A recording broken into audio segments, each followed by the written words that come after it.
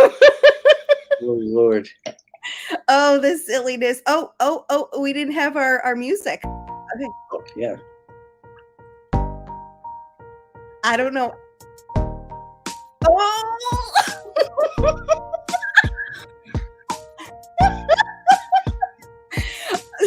Just so you know, this royalty-free music is called Into Space. So I think the mango margarita just shot off to the moon.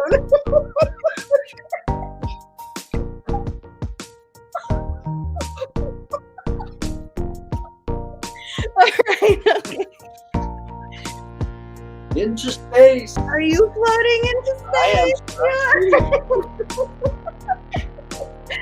Oh my god. Oh, we're too silly. Well, yep, so we've been experimenting with this really fun royalty-free music that we have available on the back end here. This was our song for a little bit. Oh, it's still so good. Let's see. Like, what do people think out there? Like, we've got a few people tuning in now. Like, what's your pick? Into space. That's number one. Number one. Or what's this called? Rock. Wayne Johnson. This sounds like something I would put for an Instagram story for the open mic. I like to keep it, I like to keep it pretty funky and attention grabbing. Sure. Or I'll just post a song from our music feature, and we always love that. But yeah, that does sound like it. Anyways, you help us choose if you heard those two during the replay or live. Let us know. Oh, mom and dad are in the house. Happy Mother's Day, Mom. Happy Mother's Day, Mom. And happy Mother's Day to all the moms out there. We hope you've had an amazing day. And of course, we'll make some wishes after our official welcome in a few minutes. But it was summery weather here in Connecticut, Chris. It was a delightfully warm week. And how did you spend it? Did you do any fun outdoor activities? Did some hiking, some yard work. Ooh, yard. Did you notice that we both have very summery cocktail beverages today? No beer, no wine. Chris has got a beautiful mango margarita. Do you have that in a nice tall glass? Oh, that's looking good. I made myself a little coconut rum cocktail with a watermelon cucumber juice that I got from Trader Joe's. It's delicious. You gotta come up with a name for that. I should, because you know what? I know that we'll call it the Schneider. The Schneider. I'd like a Schneider, please. I love it. Well, and I love this sort of watermelon pink. That's like my favorite pink color. I like a dark pink, like a fuchsia pink, like a watermelon pink. Checks off all the boxes. It sure does. Oh, our friend James Garcia from Open Mic is in here in the chat, and he says, "Ooh, love the fancy drinks." Thanks, James. Thank you so much. He's back with, we don't even have any of his. Oh, my dog is here talking to me, and doesn't even have any of his French teachers on the show. Teachers. Oh yeah, we don't know it. We don't know yet. Sharbari and Jack have been out there teaching. Oh my God, Twinkle! There's Twinkle. Hey, Twinkle! What a cutie!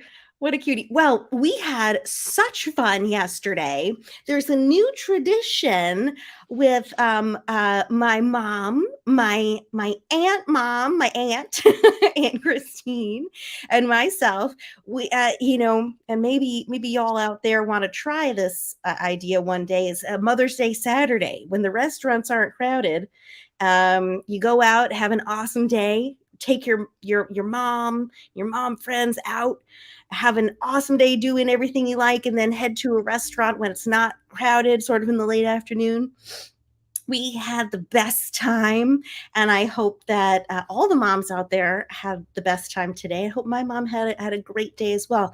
She had another day full of fun plans with my sister. So hopefully she had an amazing weekend. Yes. Yeah. Well, that's awesome. And Yeah, it is super awesome. it is awesome. Well, she's your mom, She's an it's not yeah, she's a I great mean, mom. You gotta, incredible woman. take her out Yeah, on town. hell yeah. And And I just wish I were a richer lady so I could do even more, and oh, hopefully come I on. will Doesn't be. You're you don't need riches to take you. Oh, She loves it. I know, I know. It was a Well, fantastic time, she says. thank you, Mom. Thanks, Aunt And Christine. And once again, happy Mother's Day to all the moms out there. I hope you all had an amazing time together with your friends and family today and this weekend. It's certainly been a fun one with my mom and the moms in my life. But we need to do our official welcome. It is we sure do.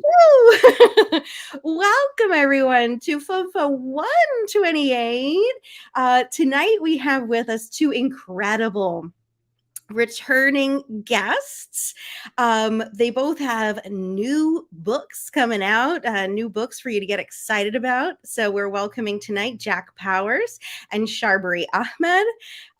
It's going to be so great to hear from them. They're both incredibly accomplished powerhouses.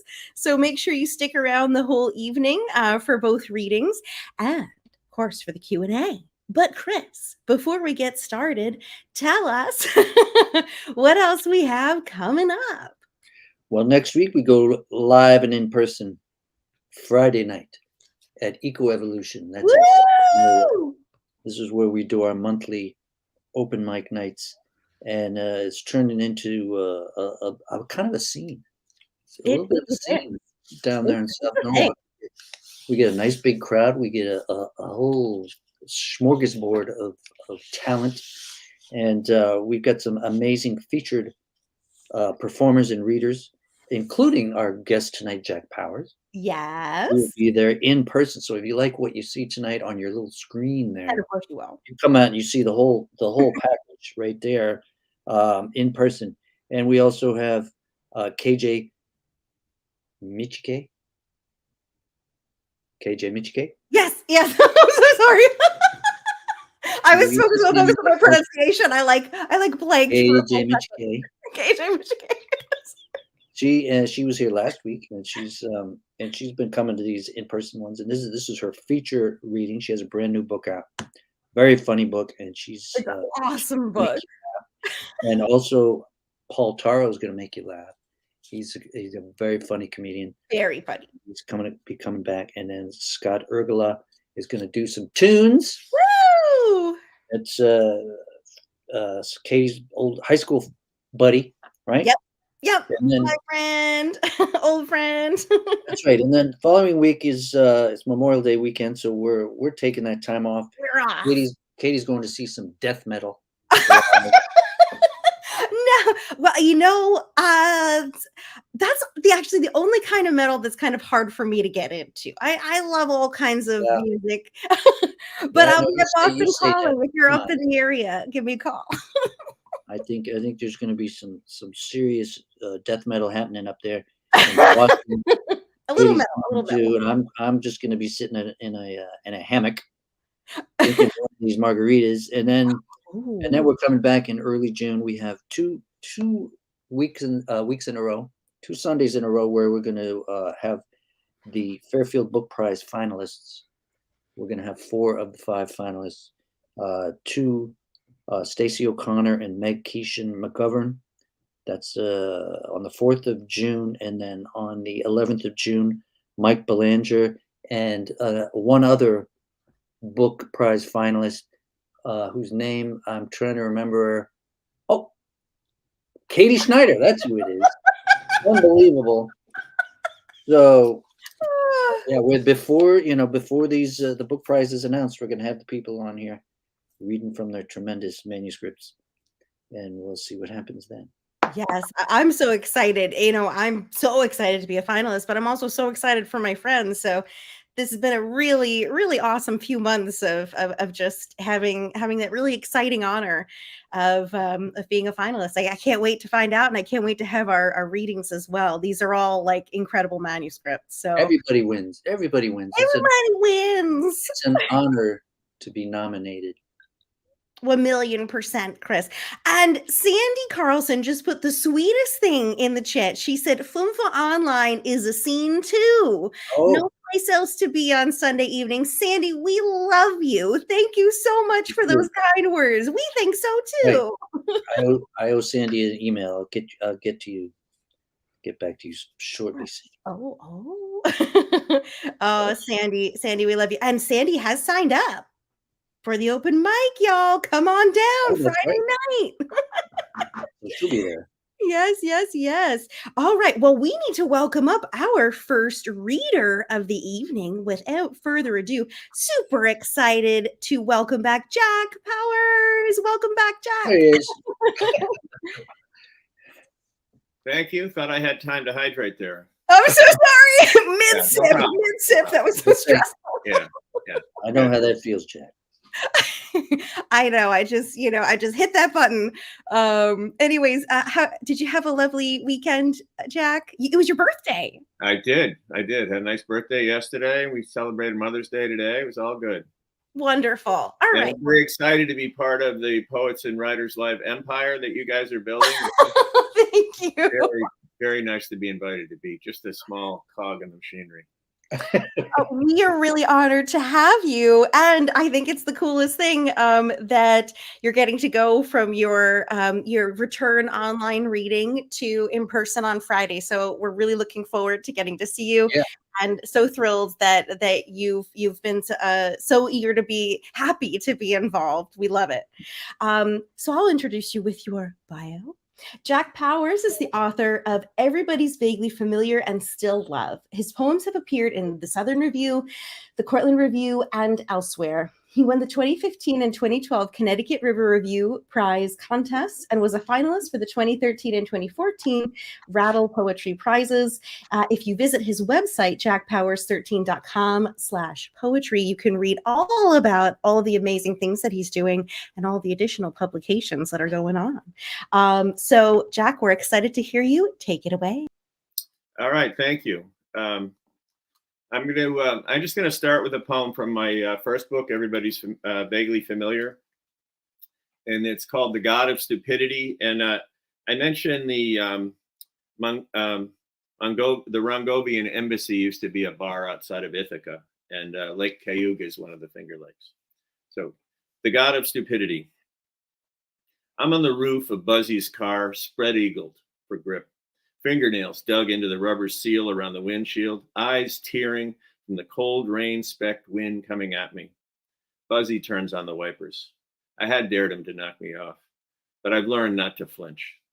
The lake is somewhere off to the north. We've just left the Rongovian Embassy, perhaps forcibly, after a marriage ceremony improvised with tequila, a jukebox of country songs, and a smattering of invented Rongovian. With a girl I'd met that night. Linda, I think. She had white teeth and laughed at everything I said. She seemed the perfect mate for this new world I'd been born into that night after hitching down from Syracuse. Ahead, somewhere in the rocky driveway down to Buzzy's college rental on the lake, turns are the hardest parts, just hardest times to stay on the roof. One side of the body loses its grip. The other wants to keep hurtling forward. But I've studied this before, at slower speeds, in warmer weather, with less tequila. I squint as the engine slows, dig in my nails, wrap my left foot around the roof edge, press down and ride the turn into the woods, reeling in my right side and clamping it to the roof as we straighten. I squint as the engine slows. As we straighten. To cheers below, I smile into the blackness, slit by the white beams of Buzzy's headlights. I forget about the second turn And this time, my foot loses its hold. I hang for a moment like a flag, my legs spread wide, grasping the air, my right hand flailing at the night. A month from graduation, life stretches out in incremental bits. I want to both freeze it and skip ahead to the good parts. As my fingernails scrape across the roof and I finally launch into the night, my only thought is shit, shit, shit, shit. I fly between the pines, lining the hill down to Lake Cayuga, snapping off their little brittle branches. Above the high-pitched whine of wind, brakes screech and stones skitter in the driveway. When I hit, I roll twice and land with an oomph against the smooth pine trunk. Buzzy and the others scramble through the trees, swearing as they're poked and prodded by the branches, hollering, "Jack, Jack, Jack." I just lost my glasses, I say. The moon slides out from behind a cloud, or maybe it was there the whole time. "Thank you," I whisper. I stand, check again for wounds, dust off the pine needles, and stumble up the hill. The wind roars behind me off the long finger of glacial lake formed millions of years ago, a name for an Iroquois tribe long exiled to Canada. And I realize if there is a God of stupidity, he's not a vengeful God. He's trying to save us. But there's just too much stupidity in the world to save everyone every time. And the rest of the poems are going to come from my new book, Still Love. It's a book I started writing right after I retired, so I was kind of looking ahead. And I wanted to write shorter poems. The first book was kind of a memoir in verse. I wanted to write about other people. And I was kind of at a point of, I always liked old people, but now I had to learn how to be one. So I was kind of, studying the neighbors. This first poem I'm reading is called Holding On. A couple in their 90s announced they're getting divorced. Why now, they're asked. We wanted to wait until the children had died. If children follow romance, what follows children? I study old neighbors for clues. Sally sits on our stone wall when her hip acts up on walks. Her husband, Phil, sits beside her and lets her do the talking. What's your name again? She asks me. They hold hands like seventh graders. Our children are all grown and gone. Gil and Cindy sit outside when it's warm. He talks openly about her dementia. When it's cold, she sneaks out of the house and walks. She doesn't go far, Gil says. I keep an eye on her from the window. She says she's going home. The Porters kept the house like a museum of knickknacks and photographs. It smelled like 1962, the year Ben coached the football team to the state title. He drove the old pickup. Liz made lunch. She died 3 days after Ben. Each anniversary, a couple in their 90s skydives using one chute. Ask the secret of their longevity, they say, make sure you go together. So I realized when I was mentioned to my wife today that I'd be reading these poems, she said, I thought you said you were going to be funnier than the next reading. So Friday, I'll be funnier. So this next poem is called Old Couples. And my wife asks me a good question, as she often does in the beginning. Old couples. Anne asked me to stop sending her pictures of cute old couples when I travel. It's depressing, she texts after my "That's Us Someday" under 80-somethings in Iowa City, walking ahead of me into town under an August blue sky. They finally found the same easy pace, she with her walker, he with his cane. My mother groans at the silver-haired couples at her assisted living, reminded of the ache in her hip where Dad, even more in dementia, had been firmly attached, now only in dreams. Sometimes I watch her sleep, her eyes fluttering beneath pale lids, her fingers curling as if holding a hand. Bob pedals next to me at the town gym, tall, ramrod straight. The caretaker's off today, so his wife sits in a chair by the door, hemmed in by her walker. She thinks she's just returned from her mother's wedding in Toledo. Long trip, I say. She frowns, nods at Bob. Ask him if he's done. She was 19 when I married her, Bob says. When I say it's got to be tough. He shrugs. It is what it is, what it is, he says. We had 62 good years.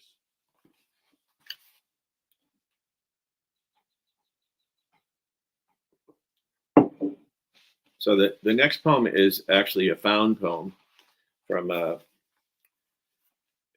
New York Times article called "She is 96 and does not fear her death." And it's called Found. It had been an act of courage to let herself love Howie, knowing they would not be able to do it for so long, and that one would inevitably watch the other decline. In 2019, death moved more prominently into view. Helen began hospice care last January after her kidneys failed, and then she bounced back, noticeably more sedate than in past years. On one visit, she did not recognize me at first. Then she said I needed a haircut. Another time, a surprise. Helen was wearing 3 wedding rings. For 5 years, she talked about wanting to marry Howie, but now, not a word about it. Helen, I asked, does this mean you're married? She smiled for the first time and held out her hand. Correct, sir, she said. Close, anyway. Commitment ceremony, just a few relatives. She wore a pink dress with pearls around her neck and an oxygen hose threaded under her nose. So there's a number of different threads in this book, and I'm reading you the old person thread. But a lot of the poems are kind of stretch the form of the sonnet, and this is one that just started to bust out. It's called Unruly Sonnet. I kept trying to corral Amy and Carl into 14 lines, but they break out, alone and together. Amy visits, her daughter, a wounded bird in her lap. She says, sex hurts. I've got books, flowers, Lizzie. I'm done with love, leaving the details of her drink-demolished marriage unspoken. Then Carl appears, sandy-haired saint, scooping them both in his arms, luring Amy back into the open, humming softly to Lizzie. We all clap in bewildered delight.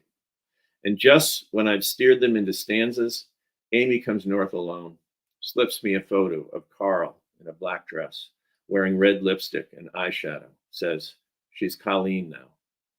It's weird to feel her boobs in my back when we spoon. Amy raises a glass to Carl, Colleen, we drink. She posts photos of crocuses and Kerouac. The turn comes too soon. Amy died Christmas Eve in her sleep, Colleen writes. Lizzie and I are heartbroken. They drive north that summer with ashes. We balance on Amy's old dock. Say goodbye to Mommy, Colleen whispers to Lizzie, who's curled into her chest. And they shovel cinder and bone in high arcs into the bay. So these poems are kind of scattered throughout the book, so you don't get them all at once. So there might be a piling on at this point. But I'm going to do a little shift. There's a lot of poems about different kinds of love. And there are a lot of poems that stretch the idea of a sonnet, as I said. So this is a prose poem that's in 14 stanzas. And it's called Where the Story Ends. And it's a long poem. So if you have to go to the bathroom, you might want to just hold it. Where the Story Ends. From a distance, he looked like a pile of logs fallen out of a truck. But why a red flag draped on the side? We just arrived in town and knew no one. At 2 a.m., with temps in the teens, we shivered in front of the Forest Queen Hotel, picturing some drunk plowing his pickup into the dark mess. At 20 feet, the pile took the shape of a body, a boy, 17 or so, a little younger than me, wearing only a red turtleneck against the icy night. I remember the Milky Way arching like a white, stony river across the Colorado sky, and mountains surrounding us on 3 sides, snow thick at the peaks. I've tried to write this story for years, but couldn't capture how we told it again and again that winter. Tom embellishing it until I almost didn't recognize it. Fred telling it modestly in a bare-bones style. Together, improvising, trading off solos. 46 years probably made other changes. Is he dead? I asked, feeling his cold forehead. No, there's a pulse, Tom said, 2 fingers at his windpipe. Barely. Fred and I each grabbed an arm, and his shirt peeled off the frozen road with the sound of tape pulled off a package. Fred, still cut like a high school wrestler, started to lift him when the kid came to and started mumbling.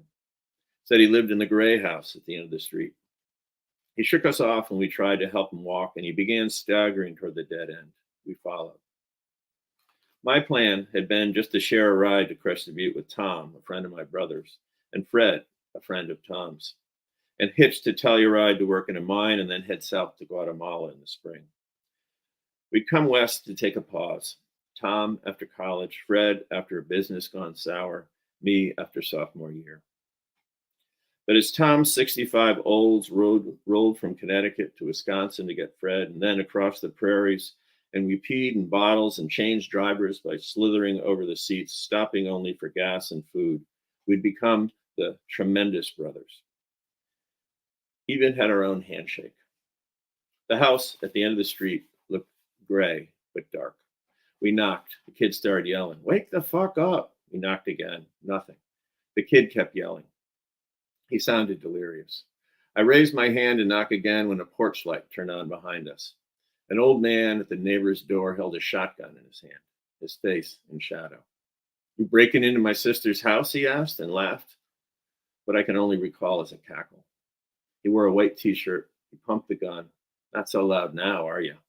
The kid started yelling. Tom said, "He lives here. We found him." The man shouted, "Shut up." Tom, always confident he could explain, said, "But sir." That started the cackling again. "But sir," the old man mimicked. We stepped back from the door. The kid resisted. We raised our hands to surrender, bracing for the blast. I tried again to pull the kid with us as we retreated. "No problem, sir," I said. The kid stumbled backwards, swearing. "Our mistake," Fred said. "Damn right it's your mistake," the old man shouted. When Fred died, I hadn't seen him in 20 years. He lived in Ohio. I was in Connecticut. The era of drop anything for a road trip long over. I spoke to him once on the phone, but the dementia had eaten away at his frontal lobe. Even Crested Butte memories got only a grunt. He handed the phone back to his wife, Kathy, and I heard him pacing in the background, asking for food as she detailed his prognosis. A month later, he was dead. The kid kept babbling. Our foggy breath rose and merged in the air before disappearing. The light over the Forest Queen, our planned lodgings, flicked off. Only the grub stake lit the night, and of course, the river of stars. The kid's knees buckled with each step. "He's not shivering," Tom said. It's hypothermia. If we don't get him warmed up, he'll die." Tom and Fred wrapped the kid in blankets from the trunk of our car, and I jogged to the grub stake, hoping somebody knew the kid, or a doctor, or the local police. The bartender said Sheriff McClung was probably home asleep. Best bet, he said, was a hospital in Gunnison, 30 miles south. I started yelling, "Anybody know a kid? Late teens, red turtleneck, wandered off drunk?" No answer. And back, 4 old guys in hunting gear shouted as they played poker. Empty shot glasses littered the table. "Anybody know a kid?" I asked them. "What?" A guy in an orange knit cap looked up. "Red turtleneck?" I asked. He scanned the room as if just noticing the saloon had emptied for the night. He jumped up, yelled, "Where's my son?" Grabbed me by the collar. "We found him on the street," I said. Told him the story. He loosened his grip. "He needs a doctor," I said. "Follow me." The 4 of them grumbled and growled as I led them out into the street. The slap of frigid air shut everyone up. They sobered up, or maybe just got madder. The kid bundled in the olds with the lights on, the heat blasting. Tom massaged the kid's hands to get the blood flowing. Orange-capped dad grabbed his son and yanked him from the car. "Get him to the hospital in Gunnison," Tom said. "You need to hurry." One of the guys ran to get their car. The dad slapped the boy. "I told you not to wander off." They laid him down in the back of their dark Ford wagon, gunned it forward, and turned around. We stood in the beams of the old's headlights. The door flung open, the interior washed in yellow light. Our friendship sealed by this story, good enough to tell even now when I'm old enough to be the old man on the porch. I knew then I'd stay with Tom and Fred in Crested Butte. Tom wanted the listener to feel what it was like, to see us as heroes. Fred wanted a dry laugh at the cruelty. No good deed, he'd say.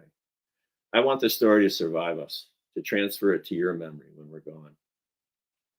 The station wagon stopped, and the dad rolled down the window, patted the rifle beside him. If I find out you gave him drugs, he said, I'll come back and kill you. We were too tired to argue. Just hurry, Tom said. They drove off, the right blinker flashing for no reason. We watched them until the road turned into the highway. Something tells me we won't see those blankets again, Fred said. I imagined the kid propped on his elbows, watching us out the back window. And that used to be where the story ended, the three of us shaking our heads. But with Fred gone and Tom 1,000 miles away in Florida, and the details getting harder to recall. An orange cap? Did he really cackle? I wonder what the boy remembers. He'd be 64 now or 65 with kids, maybe grandkids. I wonder how he tells the story of almost dying one night under the stars in Crested Butte. I can see it from his perspective. Tom, Fred, and I in the headlights, growing smaller and smaller until we're nothing but memory. All right, thanks. Hope you're still here. Need a little more water for that.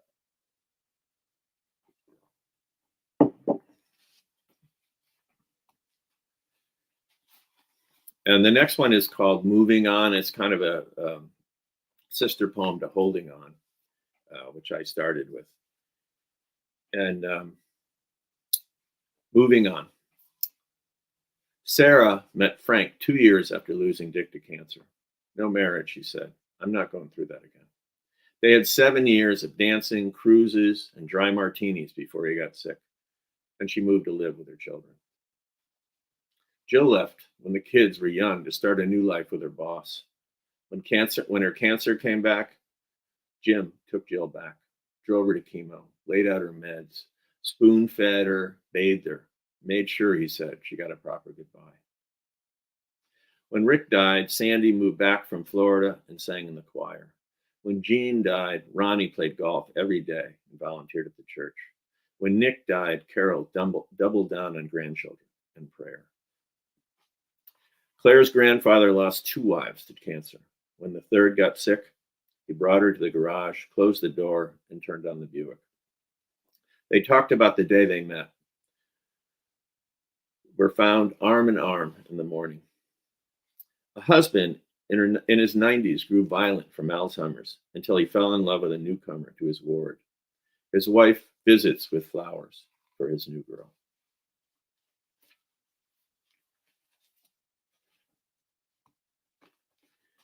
A lot of these poems were written in a course I took called Year of the Book at the Hudson Valley Writer Center with Jennifer Franklin. And really, I just have to give credit every time. Great course.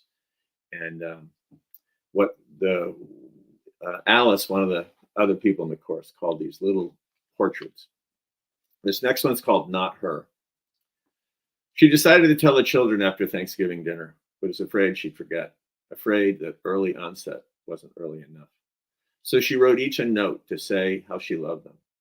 When the day arrived, she remembered. And once they'd scraped the pie plates clean, she told them, and Jenny cried, and Dylan patted her arm, and Leon yelled that doctors don't know everything, and Peter Googled a list of specialists and homes, and the grandchildren asked what GAMI meant, and the spouses calmed them in the other room. When their father had faded to a bitter child, the kids checked in, but left the care to her for 5 long years. He'd always seemed old, not her. Now, they stumbled through the dawning of their grief. She soothed each in turn. Leanne moved beside her. Dylan began to cry. Jenny took the list. Peter shouted and paced. Finally, they quieted. She hugged them tight and sent them home.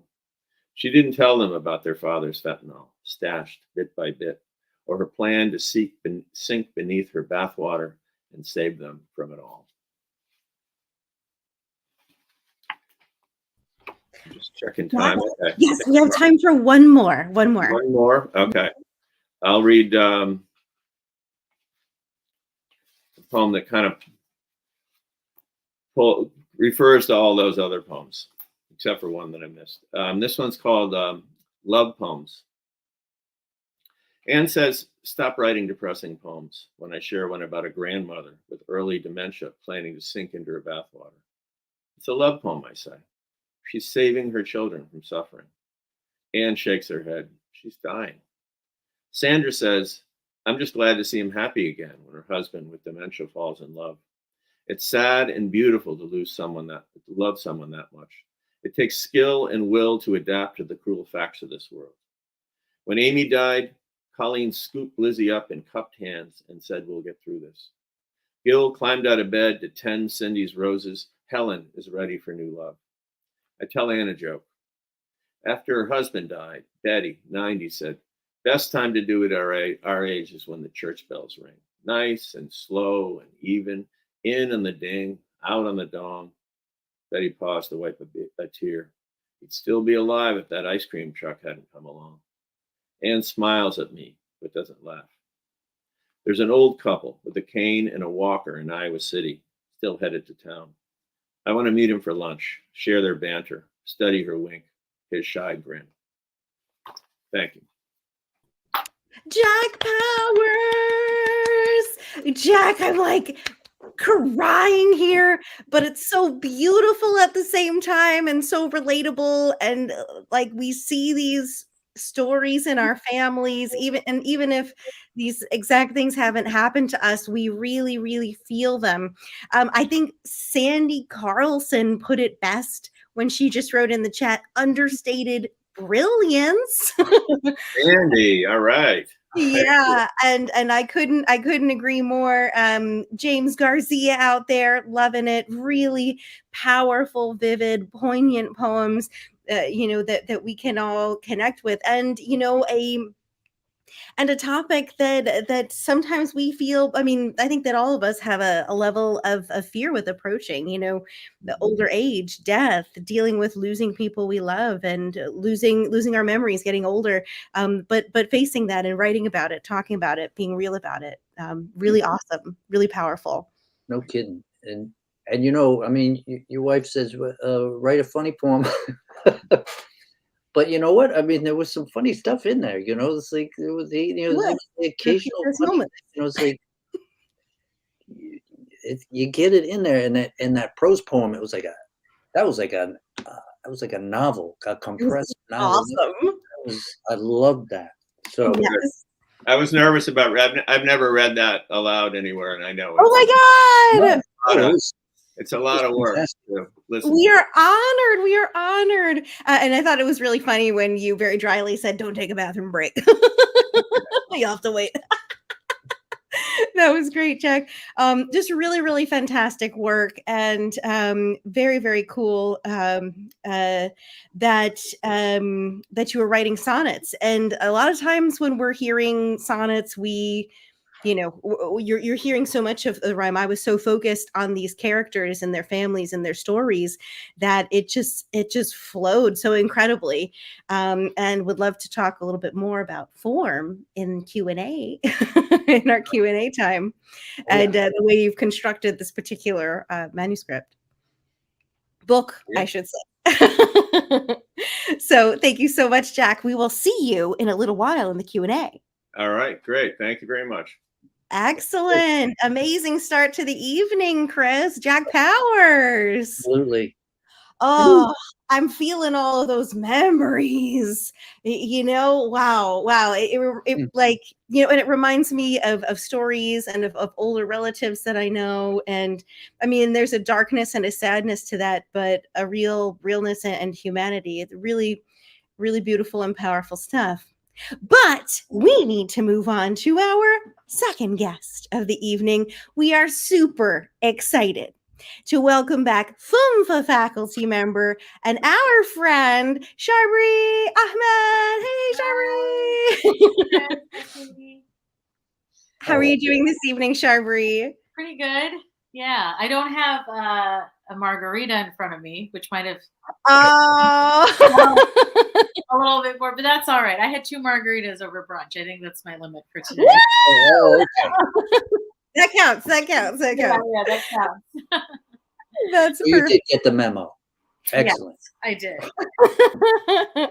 Sharbari, that's just great. So tonight I'm going to be reading from my new collection, The Strangest of Fruit. And I'm going to be reading a story called The Eyesore. And I hopefully Oh, you know what? Chris is just gonna read your bio. Bio here. Oh, okay, sorry. Sharbari, you're just diving right in. We love it. Sorry. Go ahead. Sharbari, is it, the book comes out in the fall or is it out In the fall. in the fall? I'd say, Yes. yeah. I saw the copy when we last saw you, and so I was confused. I said, We're like pumped to have it. yeah, I want this book. This book needs to be out now. Okay. Yes, I know. All right. Well, let me just read this here, and then you can get going. Sharbari Ahmed was on the writing team for season 1 of the TV series Quantico. She is currently one of the head writers, well, except for this strike, of the show I'm not sure how to say it, Karam, to be released on Voot, which is Viacom/Paramount in India, in 2023, and then internationally soon after. She adapted the middle grade novel Rickshaw Girl by Mitali Bose Perkins for the screen, and the adaptation has won several awards. She's the author of the novel Dust Under Her Feet and 2 short story collections, The Ocean of Mrs. Nagai, and then this new one, The Strangest of Fruit, which is forthcoming from Cheek Press in the fall. Sharbari is a mentor and adjunct professor in the MFA programs at not 1, but 3 colleges, Manhattanville College, Fairfield University, and Sacred Heart University, where she teaches creative writing and screenwriting. She is of Bangladeshi heritage and raised in New York and New England, but now she lives in Connecticut and is mother, happy Mother's Day, to a son nearby and 2 rescue mutts. Yes. All right, let's hear this story. All right, the eyesore. The Duttas moved in on a Sunday. It was snowing and the wind chill had frozen the pipes of their new home. So when Krishna Dutta flushed the toilet in the basement, his first piss in his new home, the pipes down there, installed in 1934, burst and flooded his basement with 1/8 of an inch of brown water. He didn't want to speculate as to what made the water brown. This water then mysteriously bubbled up, seeping into the front lawn, rising through the snow, defying in Krishna's mind physics. Perhaps, he thought, shit floats in Connecticut. To his dismay, the pristine powder surrounding the small white painted brick house now looked like a mushy septic trench.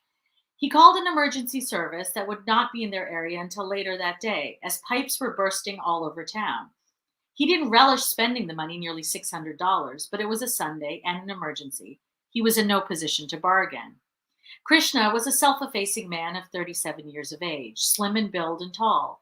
He was prematurely graying, but had most of his hair. His wife of 10 years, Farzana, and he met in college in New Delhi, their 3rd year. They were forced to elope because he was a Hindu and she was a Muslim from Bangladesh. His parents were high caste, both lawyers. Hers was a middle-class family from Dhaka. Her mother, a pediatrician with a modest practice, earned more money than her husband, a manager at a jute refining factory. They were immensely proud of their daughter, whose academic achievements exceeded their wildest expectations. Until she married a Hindu boy, that is. Then they wondered what they had done to deserve such a calamity. Krish, as he was called, and Farzana had chosen to move to Connecticut because they wanted children soon, and where they lived in New York City did not have the school system they were hoping for. Both Krish and Farzana worked in IT at Deloitte and General Electric, respectively. When Krish was laid off, they could no longer afford more than a 1-bedroom apartment in Manhattan. This would not do. So, as they both hoped that their respective sets of parents would someday come to visit and stay for a month at a time. As of February 2021, neither set of parents were willing to forgive their children for stepping out of the fold. But they bought the house anyway, right after the pandemic eased, in the hopes that being forcibly separated would have softened their families' hearts. They overpaid by about $50,000, but felt it was worth it. It was the smallest house on the block, 3 bedrooms and only 1 full working bathroom, with a powder room off the pokey wood-paneled den that had not been touched since 1978.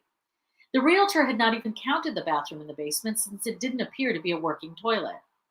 By the time they bought the house, Krish had secured a new job nearby in Stamford. There were many Indians and Bangladeshi families in Stamford from all walks of life. Farzana noted that the majority of Bangladeshis lived modestly off Exit 6 on the I-95, in apartments and multifamily houses, with rusty chain-link fences delineating the properties. There was one Bangladeshi in the Tonier Darien, a single woman in her 40s who wrote for a living, who Farzana found on a Facebook chat group of South Asians in town, but she had not reached out to her yet. Farzana also noted that Indians with Teslas and BMWs were aplenty in town. As far as she could tell, there was not a chain link fence in sight. Farzana was more pragmatic than her husband, and when he balked at the price for the pipe repair and wanted to look around for a different quote, she pointed out that the brown and gray pool forming in their front yard was not an auspicious introduction to the neighborhood. As they were mildly arguing, they only ever had mild disagreements, about the emergency plumbers, their doorbell rang. It needed replacing and was not loud and sounded tinny, so they didn't hear it at first. After several rings, Farzana finally heard something. They both stared up at the sky, wondering where the chiming was coming from. "Is that the front door or the back door?" she asked him. "Wasn't that supposed to be fixed?" she said, moving toward the front door, when he shrugged. There was no accusation in her voice, but Krish felt guilty. He already regretted buying the house. It was an uncharacteristically impulsive move on his part. Marrying Farzana was the most daring thing he had ever done, and he didn't allow himself to regret that, even when his father stormed out of the house when he told them he had married a Muslim girl. His father went to his friend's house and drank himself into a stupor, while his friends comforted him. They were not sure what was worse, that Krishna had married a woman, a Muslim, I don't know where that came from, or that he had married a Bangladeshi. I think they would be pleased that he married a woman. On their cracked concrete stoop stood Archita Acharya, PMP, Project Management Professional, a 43-year-old round-eyed, bespectacled architect from New Delhi who had moved to Connecticut 14 years prior and had appointed herself a sort of mayor of the immediate neighborhood. A proud Brahmin who pretended caste did not matter to her, she was the president and co-founder of the South Asian Association of Southern Connecticut, always running unchallenged, and also served on the PTA and sat on the board of the Friends of Norotan Woods and Tilly Pond, 2 parks in the north part of town. She was a naturalized citizen of 7 years and a registered Republican with local political aspirations. She regularly weighed in on various topics on Facebook, even if she was not well versed on them, because she did not relish being left out of the loop. Archita was a polarizing presence in town, garnering both praise and searing indictment. Her outward self-confidence masked a niggling notion that the wealthy white residents of the town secretly laughed at her behind her back. She was not wholly misguided in this idea. There were a few white women and men who were taken aback at her audacity and outspokenness, and how she inserted herself into nearly every conversation involving town politics and operations, be it parking issues at the high school or the ammonia created from too much goose shit in Tilly Pond Park. Though most white folks would be hard-pressed to admit it, they found her audacity off-putting, like she somehow forgot her place on the pecking order. Money did not factor into this.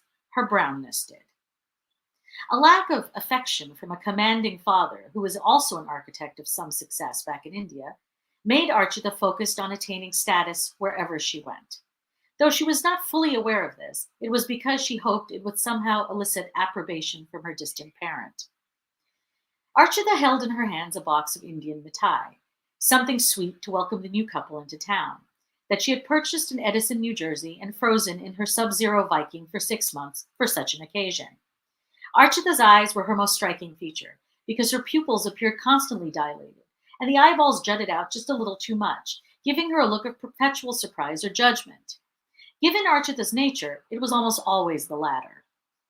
A well-meaning neighbor once asked her if she had a thyroid condition because of her slightly bulging eyes. She didn't. The round glasses didn't help matters.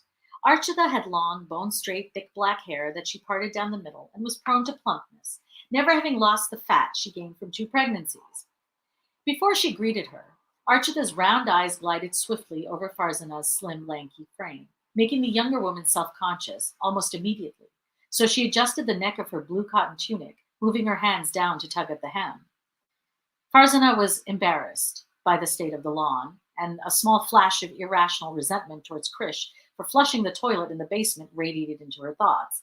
She opened her mouth to speak, but Archita spoke first, as was her wont. She had read somewhere that it gave one the advantage when meeting new people for the first time.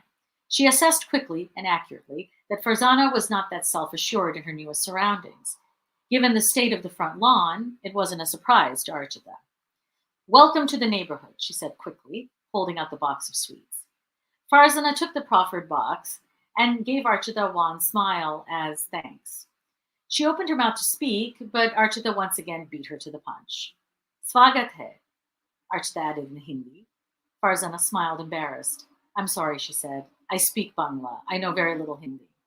This was a sore spot for Farzana because she had spent 4 years in New Delhi where everything was conducted in English. She might have been reluctant to admit it, but there was also a scrim of defiance in her refusal to become proficient in Hindi. Most Bengalis were language-centric. Archita raised her eyebrows. You're not Indian? To Farzana, it sounded like an accusation. Before she could reply, Archita said, Oh, you're from Cow. No, Dhaka originally, Farzana replied. Actually, my parents are from Chittagong, but settled in Dhaka. Oh, Bangladeshi? I see. So, Muslim? Archana's throat tightened. Many years ago, when she had been a girl, only 15, she had fallen in love with a Muslim boy, but her family had objected so strongly they shipped her off to boarding school in Darjeeling in hopes she would forget him. She didn't. But by the time she had come back to New Delhi, he had moved on, engaged to another girl from his community. He even seemed surprised that she had held on to her feelings for him. It was clear that his feelings were not as deep, and he seemed, to her horror, bemused by the strength of her love for him. Farzana cleared her throat. Yes, well, non-practicing Muslim, but please don't tell my mother. Her lukewarm attempt at a joke fell with a thud, as Archita looked past her into the tiny foyer. The flowery metallic wallpaper was torn and peeling. Farzana tried to block her view by moving in front of her. Archita, who was taller, peered further down the hall. She had been in the house many times in the past few months, but wanted to see if any improvements had been made. So far, none that she could discern. I'd heard you were both from New Delhi, like me. Farzana wondered where she would have heard such a thing, not knowing that Archita was friends with her realtor, Anita Wang. Archita made it a point to know most of the local realtors in town. Trying to drum up business had been challenging as of late, given the pandemic layoffs and austerity that the town dove into. Suddenly, no one wanted to build additions or pickle their hardwood floors to resemble a Scandinavian cottage. I said welcome, Archita said, when Farzana did not invite her in immediately. That was Hindi for welcome, swagat hai. She pushed her thick glasses up the bridge of her flat nose. It was an exercise in futility, as the glasses promptly slid down the bridge and rested almost at the end. Farzana noticed the oily sheen on the bridge of Archita's flat nose. She wondered how she kept the glasses balanced on it. Archita mostly let them sit at the end. They constricted her nostrils, making it sound like she was always a bit congested. Archita fanned herself with her hand, even though it was 40 degrees outside. She was getting restless and annoyed that this slip of a girl was not even inviting her in. Then a thought struck her. Oh, don't worry if the place is a mess, she said in what she thought was a benevolent manner. My place is always a mess. I'm renovating, she added in her breezy tone. The truth was, Archita had started renovations on her 18th century farmhouse 3 years earlier. Her husband, an investment banker, had been laid off. She had run out of money and started looking around for ways to bring in some much-needed income to finish the job. She had lobbied to have Farzana's small, white-painted brick house torn down, as it ruined the clipped uniformity of the neighborhood. It was the only house that was not a colonial. Archita was not even sure what style it was. It was built in the 30s. It was not mid-century. It was not a ranch. It was not a bungalow. It was a squat, square abomination, a characterless pile of hastily painted bricks that sullied the otherwise attractive surroundings. She had proposed to design a house that fit into the aesthetic of the neighborhood and would find a developer who would be willing to pay her to oversee the design and building of it. Modern colonial farmhouse was all the rage, and Archita was here for all of it. The plan was set in motion, but the original owners became sentimental and stalled the demolition, citing that it had been in the family for decades and that it could be salvaged. While the situation was held up in zoning hell, the family, the Gundersons, had sold it to Krishna and Farzana Datta, without so much as a by your leave to Archita, who took the matter personally, because Archita took everything personally. Datta is not a Muslim. It's a Bengali name, Archita said, catching herself. She was wary of being precipitous. Her teacher in grade 9 told her she was too precipitous, and Archita naturally took it personally. She giggled. I have many Bengali friends. She had one who no longer spoke to her. I love Bengalis. She found them all snooty. They thought they were superior to all other South Asians. I have always wanted to visit Bangladesh. This, of course, was a bald-faced lie.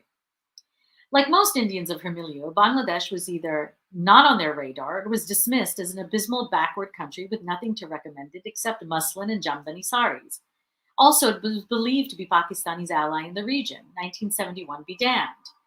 Krish appeared suddenly behind Farzana, who had not been able to interject more than 3 words until then. Archita's eyes lit up in surprise. Krish was awkward but striking. "Please come in," Krishna said before Farzana could stop him. She nearly cried out.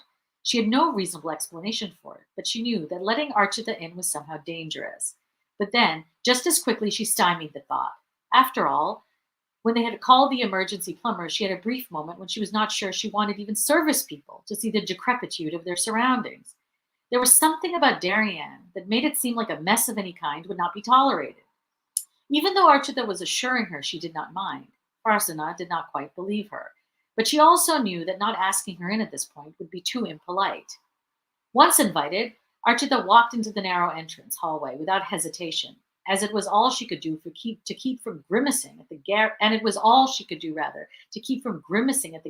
80s metallic wallpaper and scuffed dull wooden floor. She was familiar with the house, and this further unsettled Farzana. "The floor can be salvaged, you know," she said to Farzana, and tapped her toe lightly on the boards. "Nothing beats original wood." She almost let it slip that she had previous plans for the wood floor. She was going to use it to line the cathedral ceiling in the great room of the house this couple had so unceremoniously prevented her from building, along with the annoying Gundersons.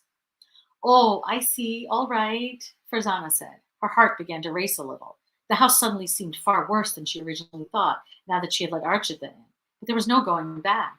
She reluctantly followed Archita into the yellow linoleum floor kitchen and offered her tea. "I didn't know," Archita said. "You're all so busy. I just wanted to drop by quickly and see if you needed anything." She glanced at the outdated cabinets and then turned to Farzana, smiling brightly. "So I'm sure you're going to gut the place." Though her tone suggested it was a question she was asking, neither Farzana nor Krish were sure that it wasn't rhetorical. They looked at one another. Krish cleared his throat and decided to answer. "Not yet. We wanted to settle in and make changes and repair slowly. We moved in," he glanced at his iPhone, "about 5 hours ago." Archita's glasses slid down her oily nose to rest on the tip. She looked over the rims at Krish. "You're going to live with these ugly cabinets? You'll go mad." Krish cleared his throat and glanced at Farzana, who appeared momentarily stunned at the level of rudeness directed at them. "You'll find that after living in Darien, even for a short time, you will become allergic to ugly things," Archita added by way of explanation. She pointed out the window. "See that colonial on the corner?" The couple nodded. "Well, it was torn down and built back from the ground up. I designed it," she said proudly. "It was my idea to place fireplaces on either end of the house, for symmetry. You should have seen it before. It was an eyesore." The word hung in the air. Eyesore. Krish decided not to reach for it, but Farzana did.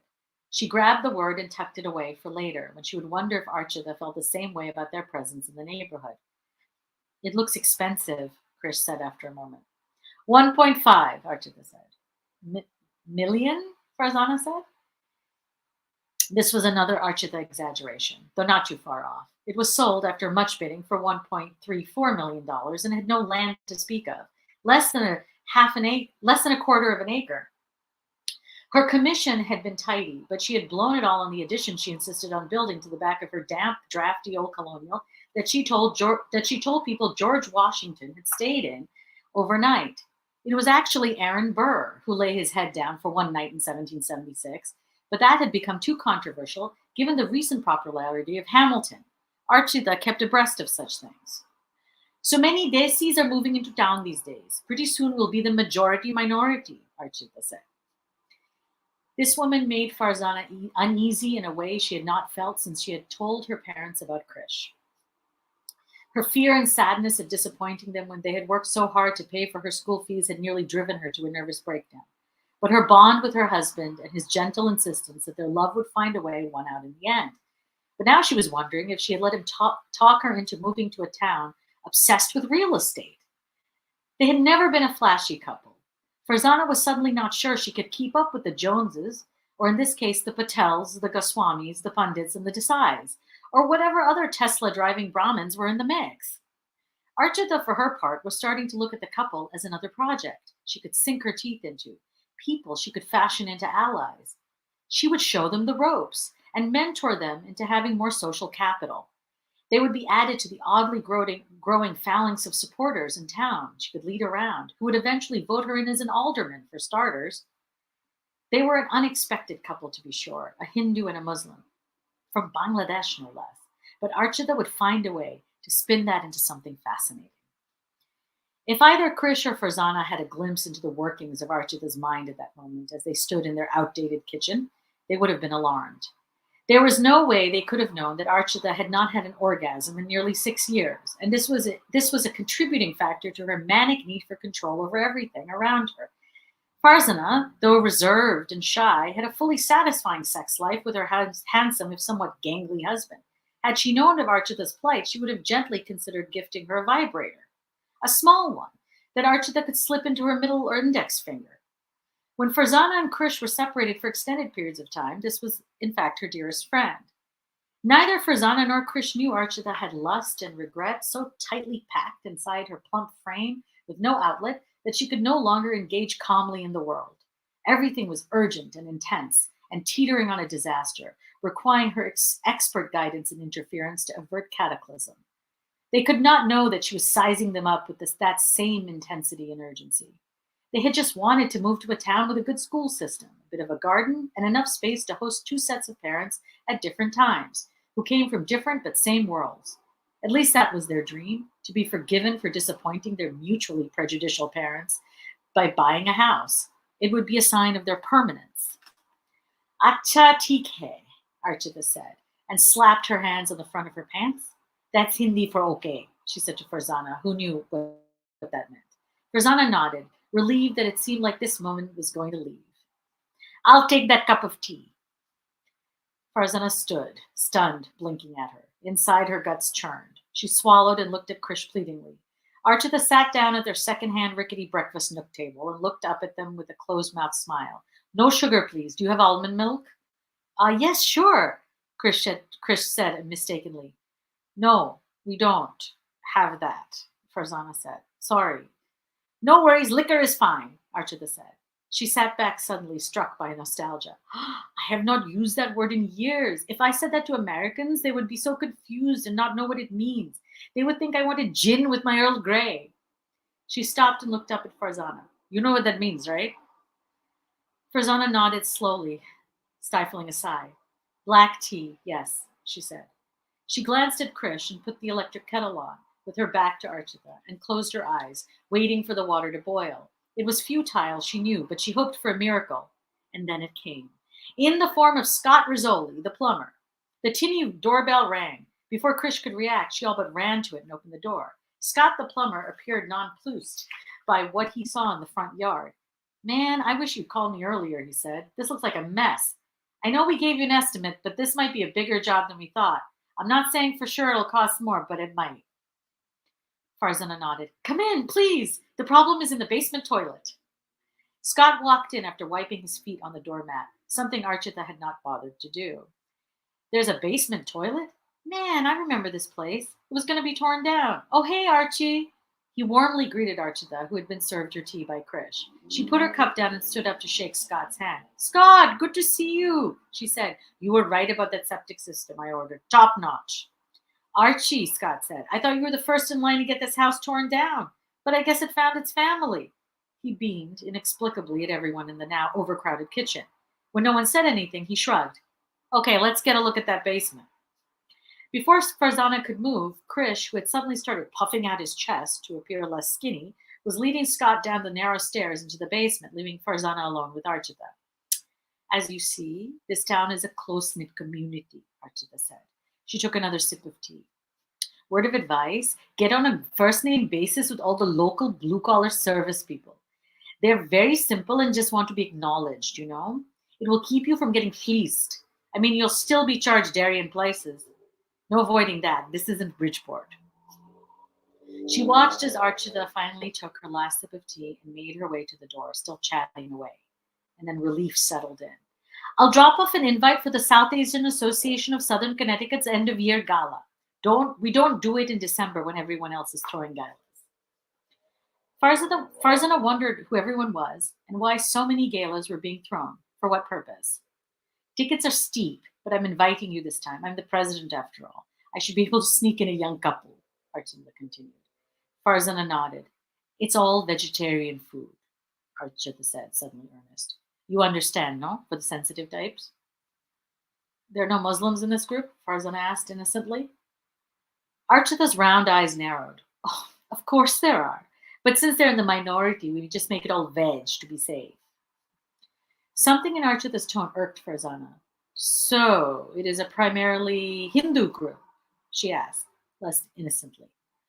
Not at all, Archita said, immediately offended. My best friend, Shahnaz Khan, is the vice president of the group.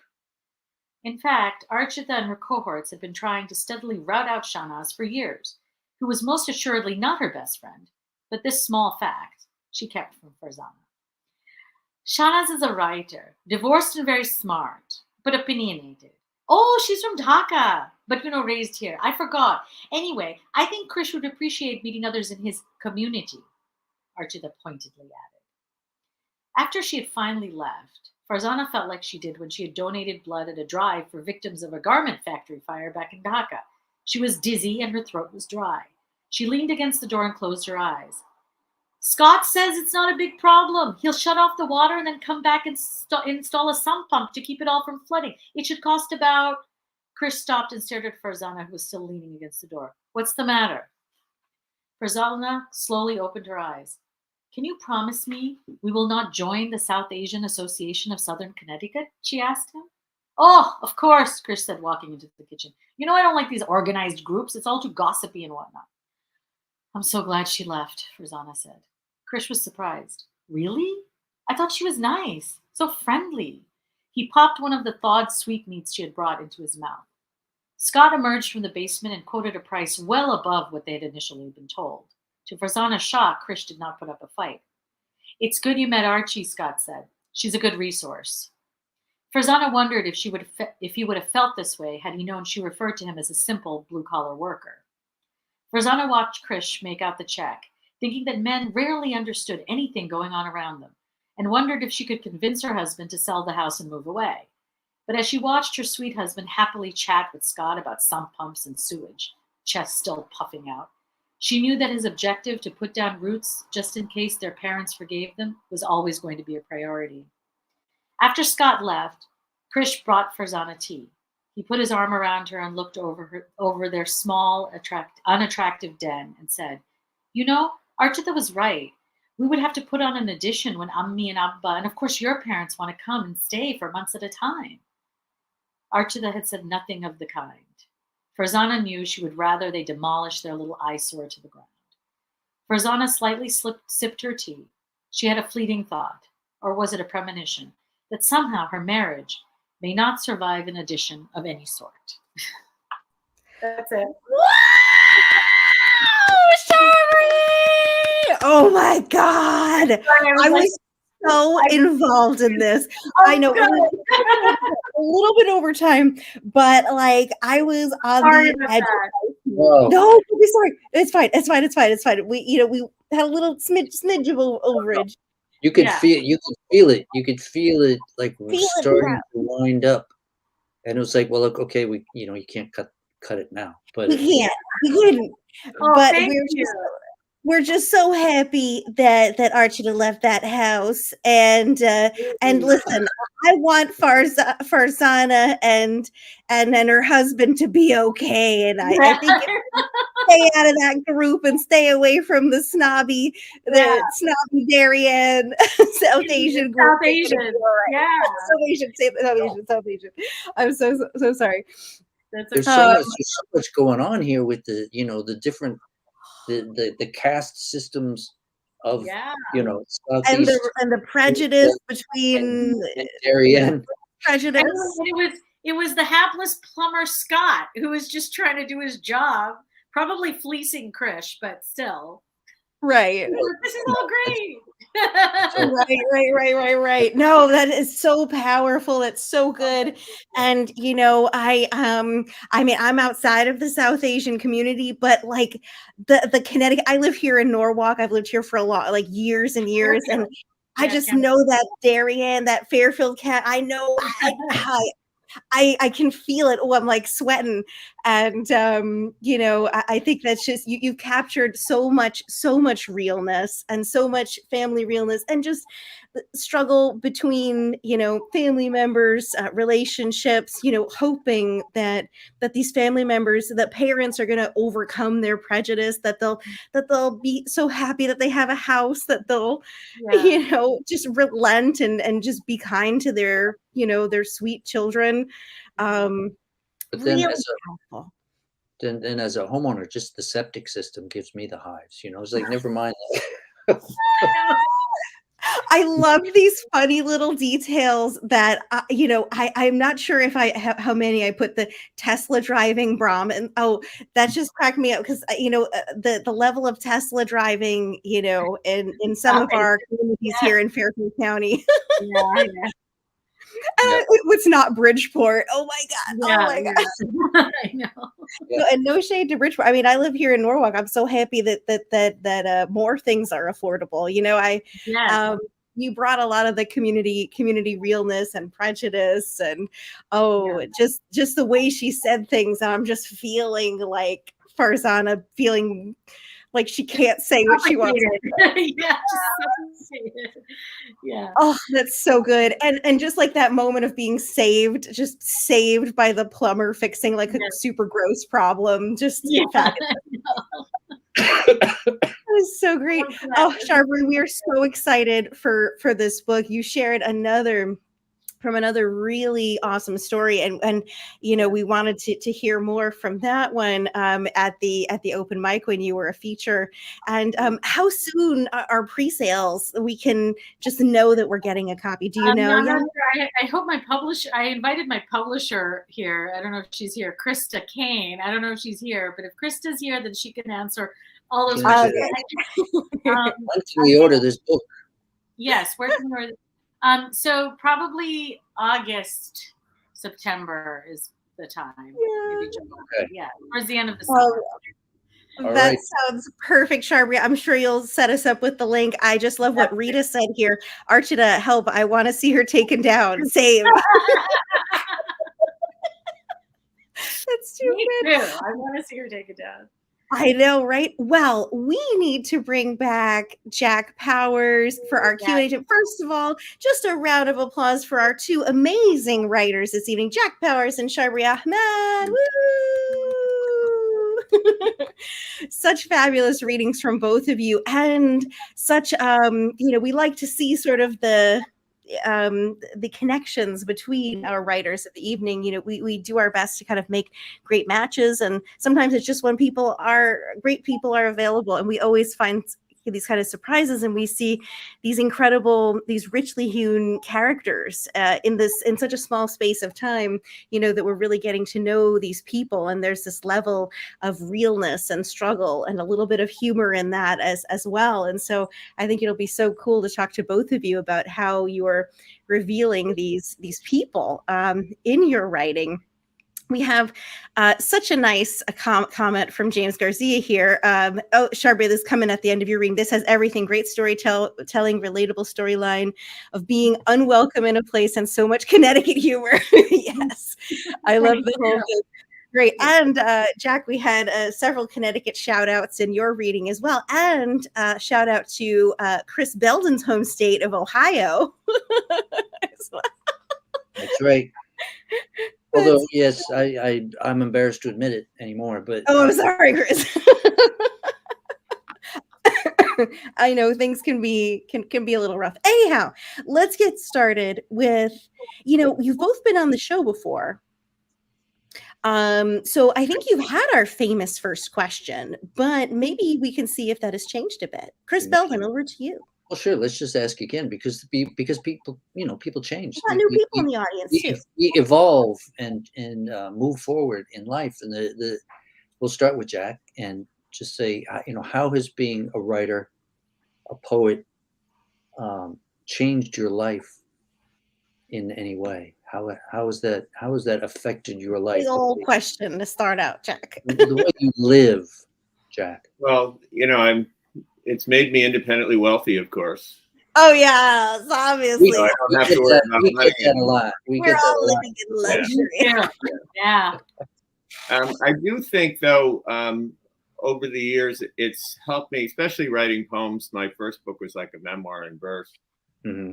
It helped me process a lot of things that I realized was a real advantage over, others who went through the same thing, whether they're siblings or friends. And I'm almost at a point. I saw a quote recently, and I can't remember the whole quote, but it was kind of, the gist of it was, people ask, how you write, how you find the time to do this, and the quote was, how do you not? How do people deal with the world without writing? All of the insanity and heartache. How do you deal with it without writing to process it? Right, completely.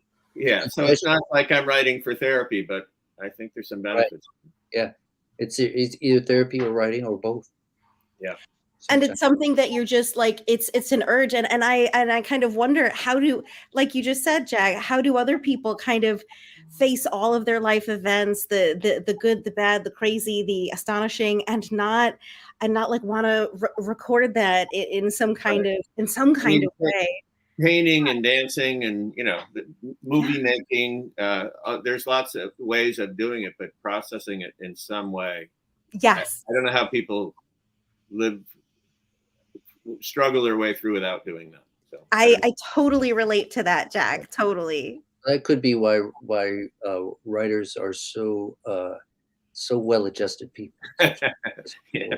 Well, it's not perfect. Me, for example. That's great.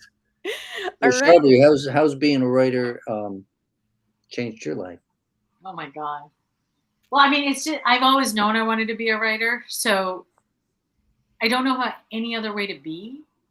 Mm-hmm. It's how it's like breathing for me. So it's changed my life in that it has forced me to grow and evolve as a person. If I don't evolve, my craft won't evolve. If I don't mature, my craft won't mature. If I don't become more expansive and compassionate and tolerant and patient, my characters will be flat on the page. My villains and antagonists will be flat on the page.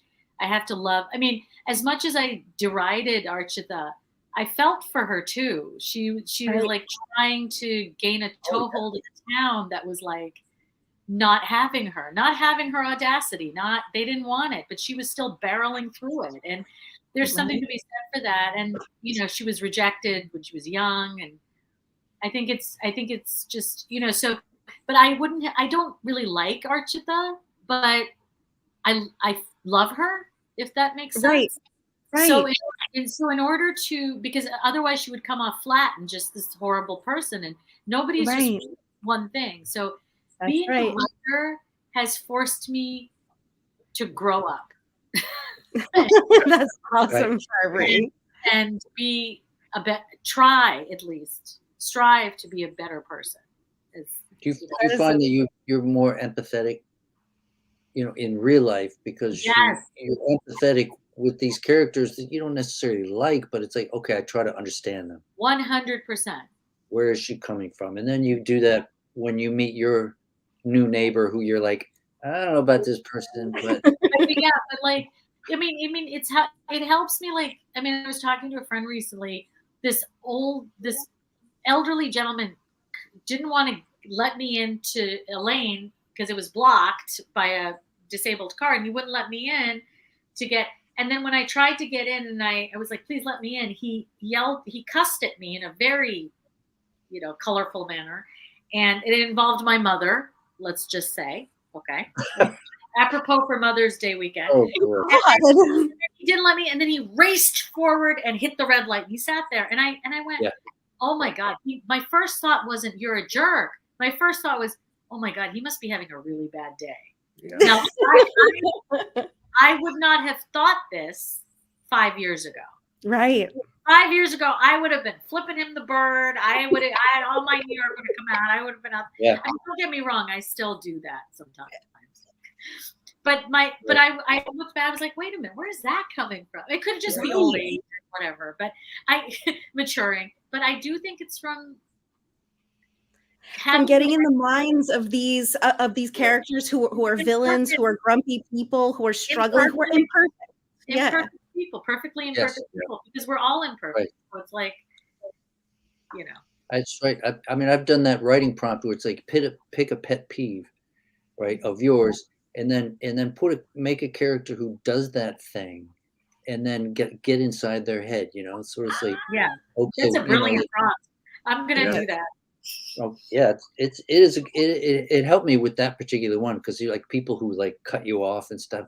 And then I wrote this story about this person, and they look, and it's like, so this person's like bleeding profusely, and they have to get to the hospital.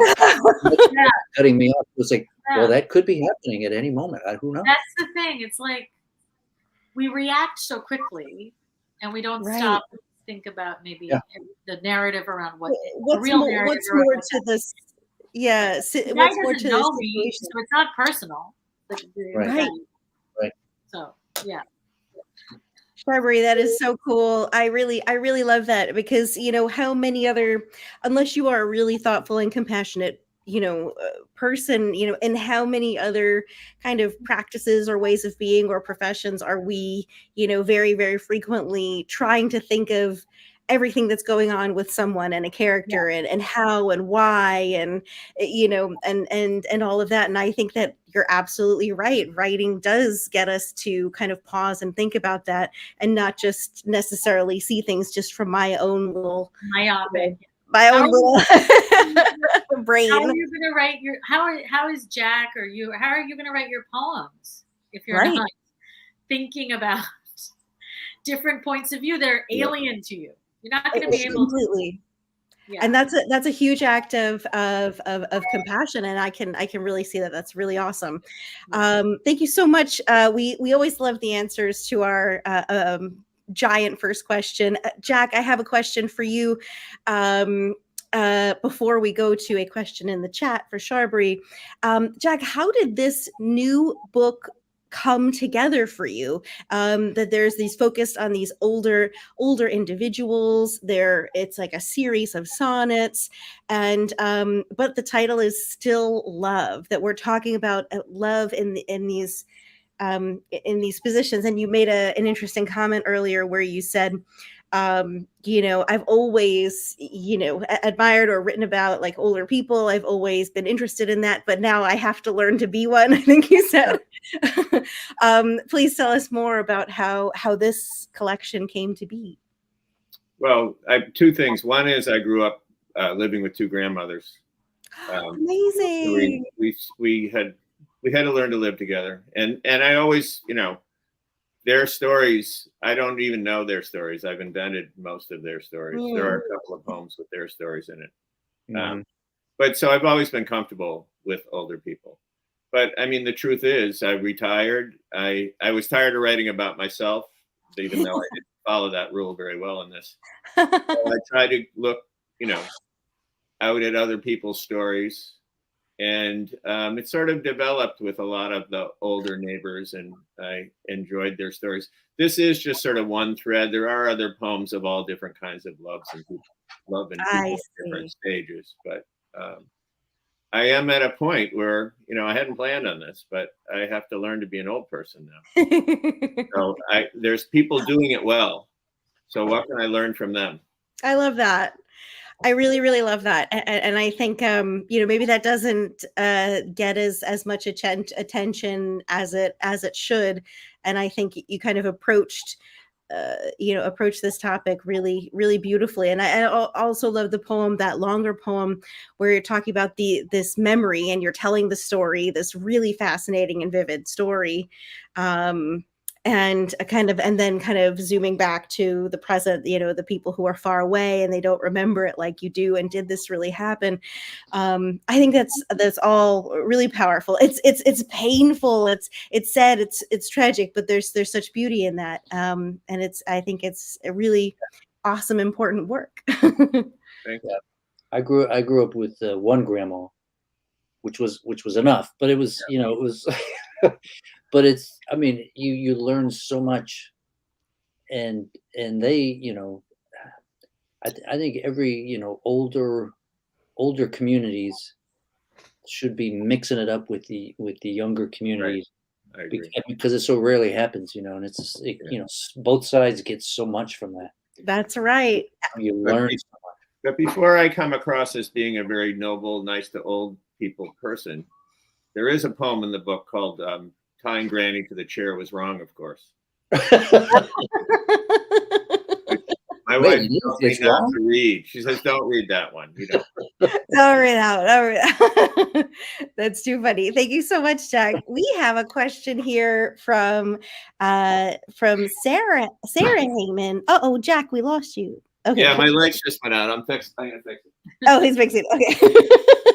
All right. Sharbari, are your characters inspired by people you know, a conglomeration of multiple people, or completely from your imagination? I bet it's a big old combo. It's a big old, it's a big combination of even just people. Some of my characters like show up. It's somebody I encountered years ago, maybe fleetingly on a train or something. Something, some tick they had or idiosyncrasy that I can then attach to a character. But it is this particular collection is a big mishmash of all of that stuff. Nice.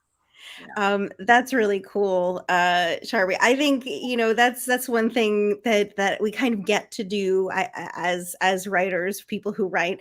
We're always collecting these moments, conversations, people, interactions. It could be maybe people that we really did get to know, or like you said, that person on the train that you're like, I'm never going to forget that person. Like they have no idea who I am. They wouldn't remember me for even 5 seconds. Weird way of talking, or just kept pushing their glasses up the bridge of their nose and it kept slipping, and they kept pushing it up and slipping, and then you make a story out of that. It's too good. You like catalog it all, and then it comes out and just these fabulous, very real. Yeah. Or stories you've heard from other people, and then by the time you write it down, you're absolutely 100% convinced that you witnessed this thing. Yes, I knew this person. Yeah. That's too good. That's too good. That's so great. Well, I know both of you are very, very active in of course, not only writing but participating in events and such that are happening. I would love to hear about since the world has opened back up quite a bit since we were locked down a few years ago, to hear about what you've been involved in online and in person. And Jack, and then Sharbari. Oh, it's been nice to be doing live readings again. It's just the lack of response when you're reading something on Zoom and just wondering if anything's hitting. Yeah. Well, you should go and see the chat later. Yeah. No, I did. I actually tried to go on my phone and do the chat, but I couldn't listen. I can't chat and listen at the same time. It was hard. So I loved your story, by the way, especially the way it sort of was about. It sort of seemed like it was going to be about the divisions of the Hindus and the Muslims, and then it runs into the division of Darien and the rest of the world. So it was so. I mean, that shift was one of those moments. Like you're reading, like, oh, okay. Here's where we're going. It's going to do this, and then that turn was wonderful, because that's what I love in a story, reading or writing, is that surprise. So I was kind of curious whether did you write your way to that surprise, or was that part of the plan when you started the story? I wrote my way. That's a great question, Jack. I wrote my way. Yeah. I didn't know where it was going.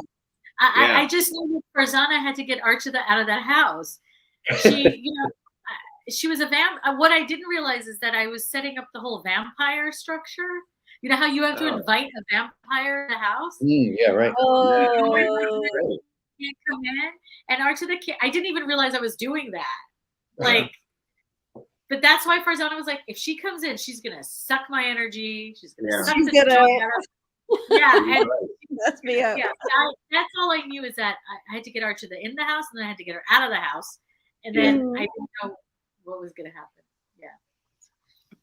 And I also loved your last line. I don't know if you saw that. I was wondering if that was one that just came to you as, very close to the end.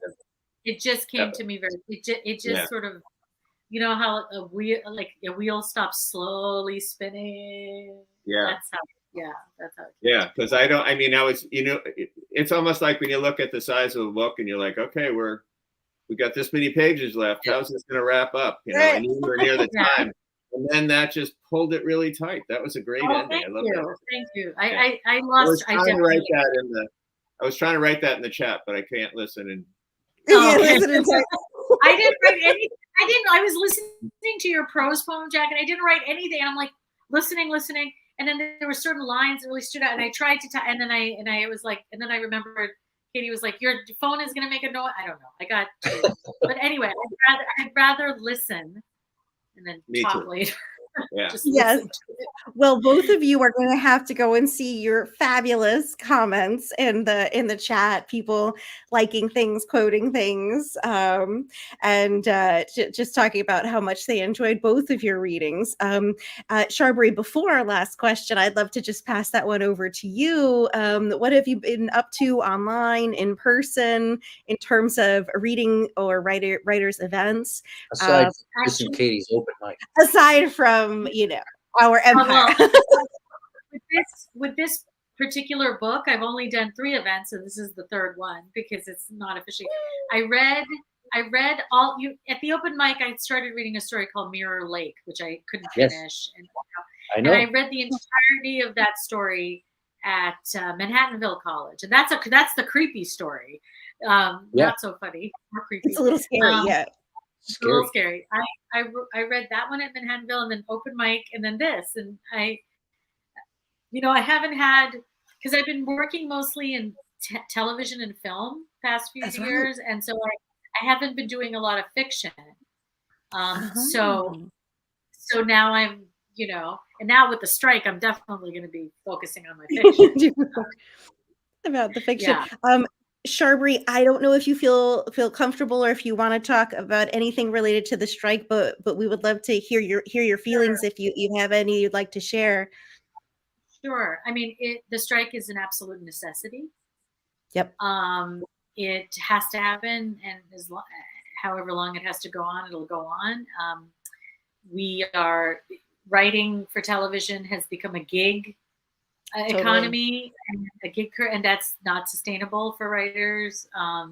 We can't earn a living. So many writers are. I read an article I think it was The Guardian, where the TV show The Bear. That's a really great show, by the way. It's won all these awards. One of the writers from The Bear had to borrow money to be able to attend an award ceremony where he was nominated. Yep. And he had $6 in his checking account. That's a show that's winning Golden Globes and Emmys.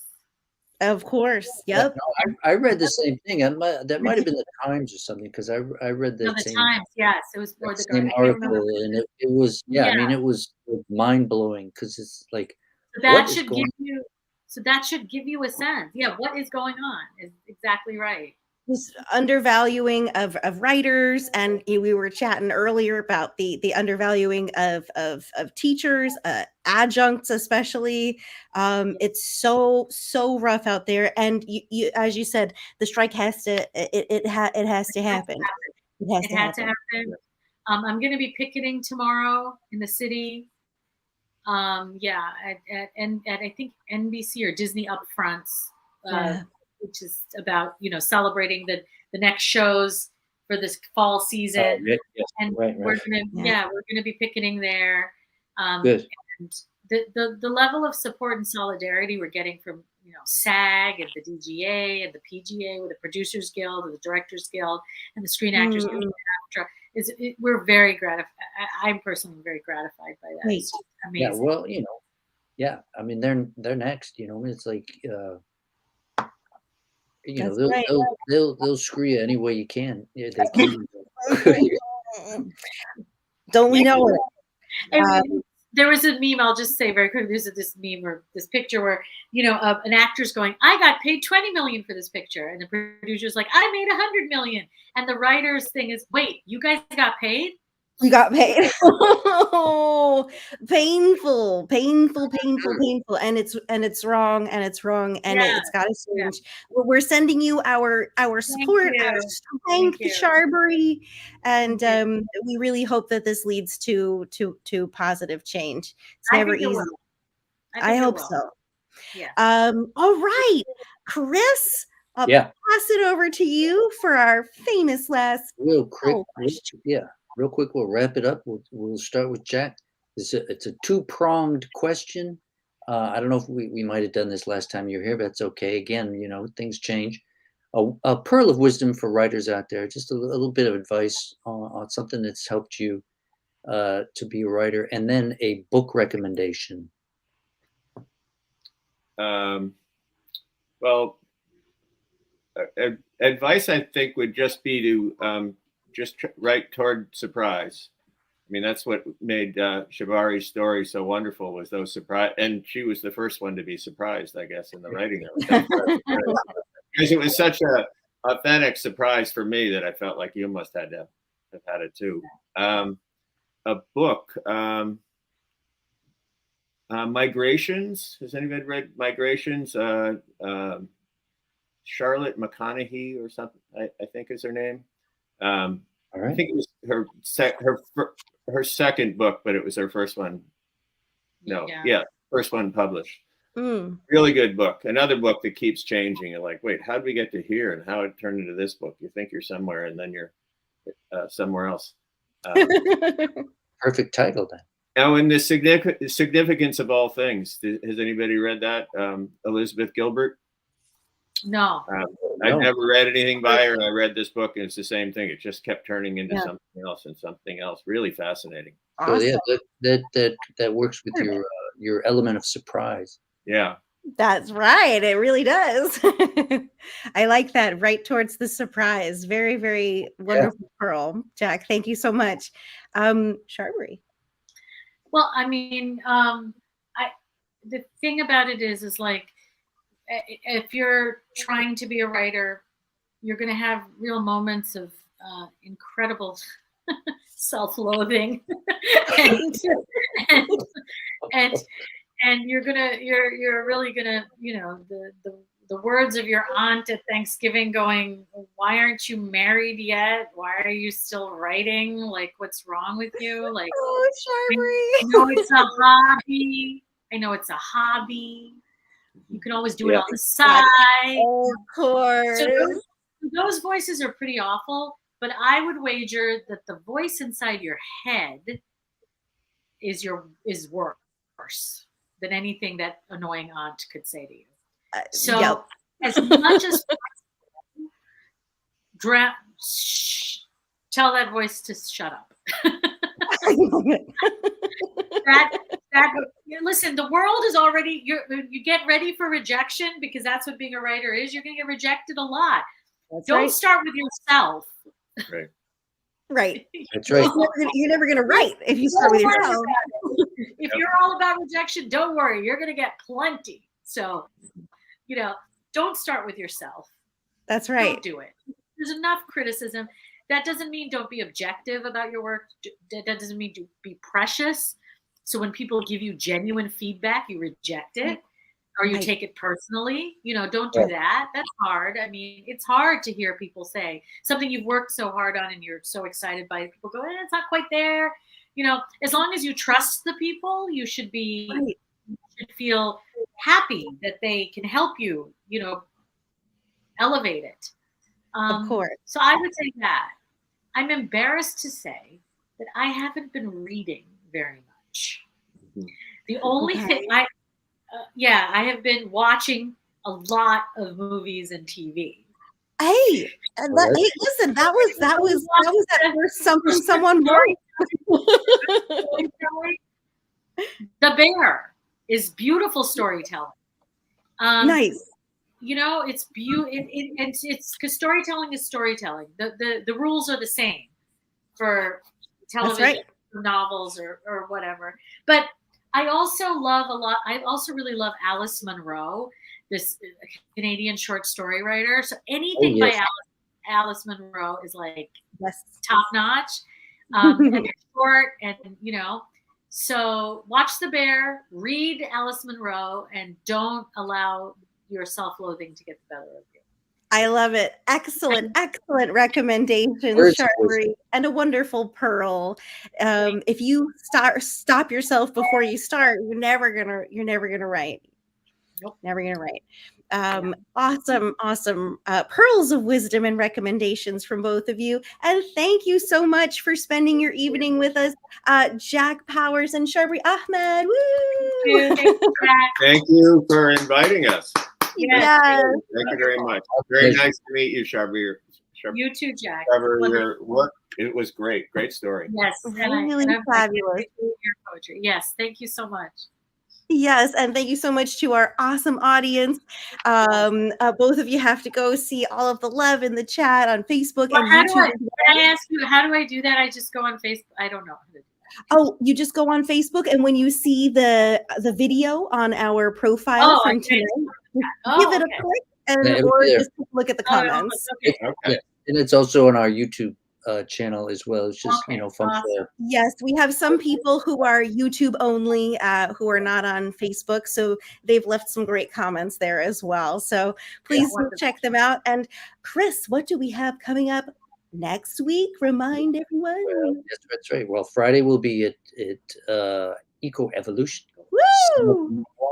With our friend Jack Powers here, and amongst several other fantastic featured performers. And Sharbari has been known to just pop in with a gaggle of friends. With my very rowdy I love you and your friends there. You got to come down if you can, Sharbari. We would just love to see you. Great night. So that's where we're going to be on Friday night. So come on down. Amazing. Great crowd. Wonderful. Thank you, Sharbari. And thank you both so much once again. Everybody have a really good night. Yep.